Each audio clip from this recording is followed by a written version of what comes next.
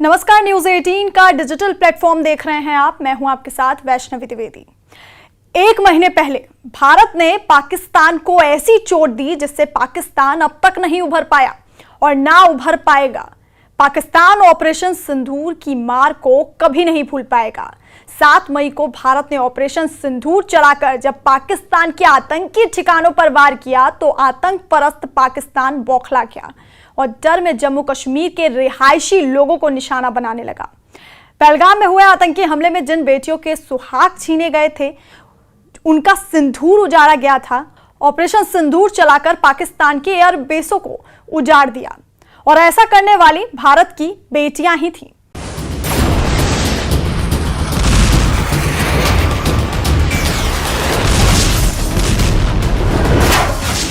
आतंकी हमले के दौरान आतंकियों ने जब निर्दोष टूरिस्टों को निशाना बनाया, तब जिन महिलाओं के सुहाग उजड़े, उन्होंने आतंकियों से कहा कि वो उन्हें भी मार दें और उन आतंकियों ने कहा कि जाकर मोदी को बता देना। और मोदी ने जब जवाब दिया तो पूरा पाकिस्तान कांप उठा। प्रधानमंत्री मोदी ने बता दिया कि छेड़ोगे तो छोड़ेंगे नहीं और यह भी बता दिया कि ऑपरेशन सिंदूर अभी खत्म नहीं हुआ है। वो खुद भी बहुत दुखी थे, मतलब उनके चेहरे से, उनके हाव भाव से समझ में आ रहा था। उन्होंने पापा के पास जाके उनके ऊपर कंधे पे हाथ रख के बोला कि पूरा देश आपके साथ खड़ा है। वो बहुत दुखी थे वो इस घटना से।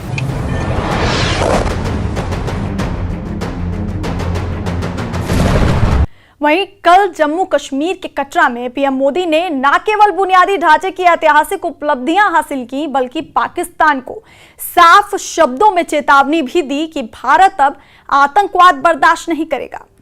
अब पाकिस्तान कभी भी ऑपरेशन सिंदूर का नाम सुनेगा तो उसे अपनी शर्मनाक शिकस्त याद आएगी। हाथों में तिरंगा लिए सीना ताने पीएम मोदी कल जब दुनिया के सबसे ऊंचे पुल पर चल रहे थे तो उधर पड़ोसी देश की भी हालत पस्त हो गई। पीएम ने बता दिया कि एक तरफ जहां भारत विकास की राह पर अग्रसर है, तो वहीं पाकिस्तान आतंक को पनाह देने और अपने देश को खोखला करने में व्यस्त है।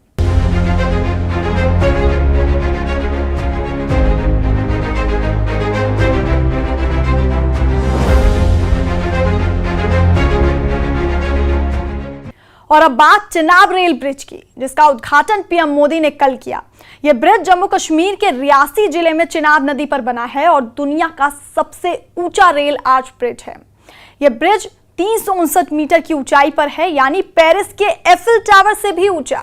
यह उधमपुर श्रीनगर बारामूला रेल लिंक परियोजना का हिस्सा है, जो कश्मीर को देश के बाकी हिस्सों से जोड़ता है।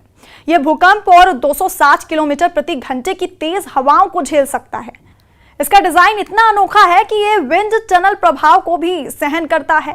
यह ब्रिज कटरा से श्रीनगर की रेल यात्रा को सिर्फ 3 घंटे में संभव बनाएगा। यह कश्मीर घाटी को कनेक्टिविटी देगा। वैष्णो देवी मंदिर आने वाले श्रद्धालुओं और पर्यटकों को इससे फायदा होगा। इसके साथ ही स्थानीय व्यापार और रोजगार के अवसर भी बढ़ेंगे।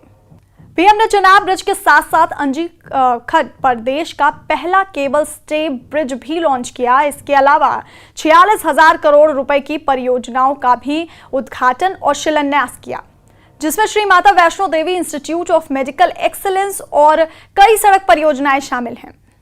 पीएम मोदी ने कटरा श्रीनगर रूट पर हरी झंडी दिखाकर शुरू किया वंदे भारत ट्रेन। यह ट्रेन चिनाब ब्रिज से होकर गुजरेगी और कश्मीर की कनेक्टिविटी को और मजबूत कर देगी। वंदे भारत भारत की स्वदेशी तकनीक का शानदार उदाहरण है। ये कटरा से श्रीनगर की दूरी को लगभग 3 घंटे में पूरा करेगी, जो पहले की तुलना में काफी कम है। ये यूएसबीआरएल परियोजना का हिस्सा है, जिसमें 272 किलोमीटर की रेल लाइन, 36 सुरंगें और 943 ब्रिज शामिल हैं। वंदे भारत ट्रेन न केवल यात्रा को आसान बनाएगी, बल्कि कश्मीर को विकास की मुख्य धारा से जोड़ेगी। ये जम्मू कश्मीर के नए सामर्थ्य की पहचान है। भारत के नए सामर्थ्य का जयघोष है। कल कटरा में पहलगाम हमले का जिक्र करते हुए पीएम मोदी ने पाकिस्तान पर हमला बोला और पाक को मानवता और पर्यटन का विरोधी बताया। पीएम ने कहा कि पाकिस्तान ऐसा देश है जो गरीबों की रोजी रोटी का भी विरोधी है। पीएम मोदी ने कहा कि वो जम्मू कश्मीर के विकास को रुकने नहीं देंगे। युवाओं को सपने पूरा करने से कोई भी बाधा नहीं रोक सकती। अगर कोई भी बाधा रुकावट बनती है तो उससे पहले मोदी का सामना करना पड़ेगा। यहाँ के नौजवानों को सपने पूरा करने से कोई भी बाधा अगर रुकावट बनती है तो उस बाधा को पहले मोदी का सामना करना पड़ेगा। वहीं पीएम मोदी ने कहा कि जिन लोगों को पाकिस्तानी गोलीबारी में नुकसान हुआ है उन्हें आंशिक नुकसान के लिए 1 लाख रुपए की मदद दी जाएगी और ज्यादा नुकसान हुआ है उन्हें 2 लाख रुपए की अतिरिक्त मदद दी जाएगी। पीएम मोदी ने अपने संबोधन में माता खीर भवानी मेले का भी जिक्र किया। पीएम ने कहा विकास का जो वातावरण जम्मू कश्मीर में बना है वो पहलगाम के हमले से डिगने वाला नहीं है।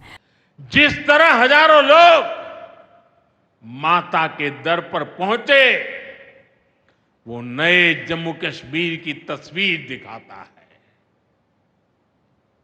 अब 3 तारीख से अमरनाथ यात्रा भी शुरू होने वाली है। ईद की उमंग भी हम चारों तरफ देख रहे हैं। विकास का जो वातावरण जम्मू कश्मीर में बना था वो पहलगाम के हमले से डिगने वाला नहीं है। पीएम मोदी ने कहा कि उनकी सरकार के कार्यकाल में जम्मू कश्मीर के इस प्रोजेक्ट ने गति पकड़ी और उनकी सरकार ने इस प्रोजेक्ट को पूरा कर दिखाया।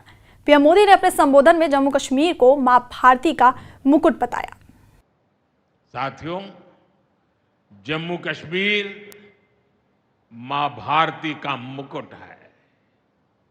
ये मुकुट एक से बढ़कर एक खूबसूरत रत्नों से जड़ा हुआ है। ये अलग अलग रत्न जम्मू कश्मीर का सामर्थ्य है। ऑपरेशन सिंदूर की गूंज जारी है। इस बीच ऑपरेशन सिंदूर को 1 महीना हो गया है। पहलगाम आतंकी हमले का बदला लेने के लिए 7 मई को भारतीय सेना ने पाकिस्तान में घुसकर आतंकी ठिकानों को तबाह किया था और पीओके में भी जैश लश्कर के आतंक के अड्डे को ध्वस्त किया था। मुजफ्फराबाद, बहावल, मुरीद के समेत कुल 7 शहरों के 9 ठिकानों पर एयर स्ट्राइक की गई थी जिसमें 100 से ज्यादा आतंकी मारे गए थे। बौखलाए पाकिस्तान ने भारत पर ड्रोन स्ट्राइक करने की कोशिश की। 8 से 9 मई को बड़ी संख्या में नापाक ड्रोन के हमले को भारतीय डिफेंस सिस्टम ने नाकाम कर दिया था, जिसके बाद भारतीय सेना के जवानों ने करारा प्रहार किया और पाकिस्तान के मिलिट्री ठिकानों को निशाना बनाया। ऑपरेशन सिंदूर के दौरान पाकिस्तान के 11 एयरबेस को टारगेट किया गया। पाकिस्तान के airbase command centre air defence system को पूरे बॉर्डर पर निशाना बनाया।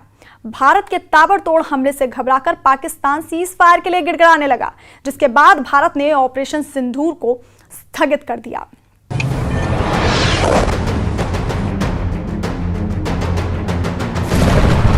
ऑपरेशन सिंदूर के वार से पाकिस्तान उभर नहीं पा रहा है, जिसकी तस्कीत सैटेलाइट इमेजेस दे रही हैं।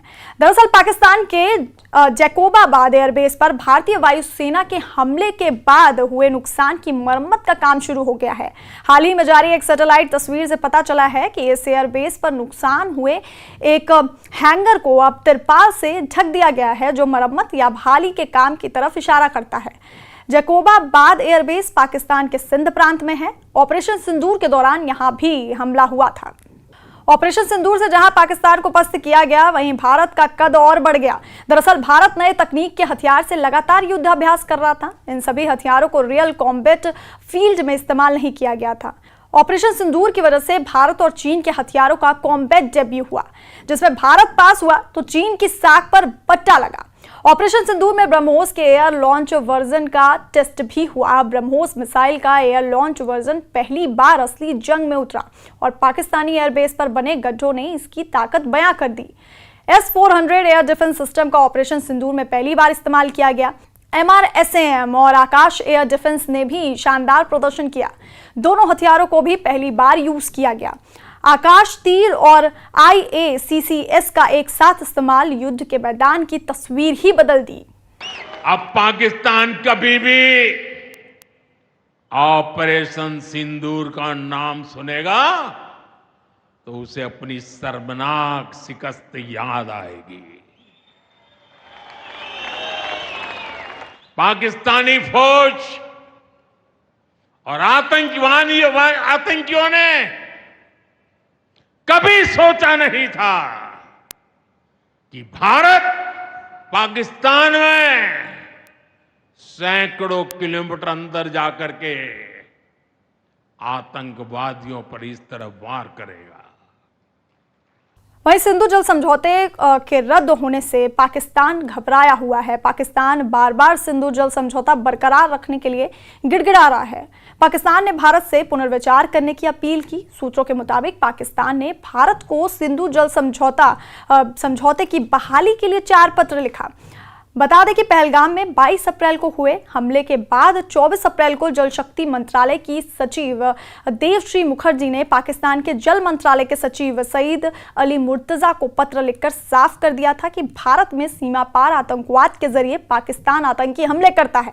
भारत सरकार का सिंधु जल संधि को रद्द करने का फैसला बता दिया गया था। वहीं कल प्रधानमंत्री जब चिनाब पुल पर तिरंगा फहरा रहे थे तो वो पाकिस्तान को उसकी नाकामी की याद दिलाते हुए उसे एक अच्छे पड़ोसी की तरह व्यवहार करने और अपनी गरीबी और पिछड़ेपन से बाहर निकलने का भी संदेश दे रहे थे।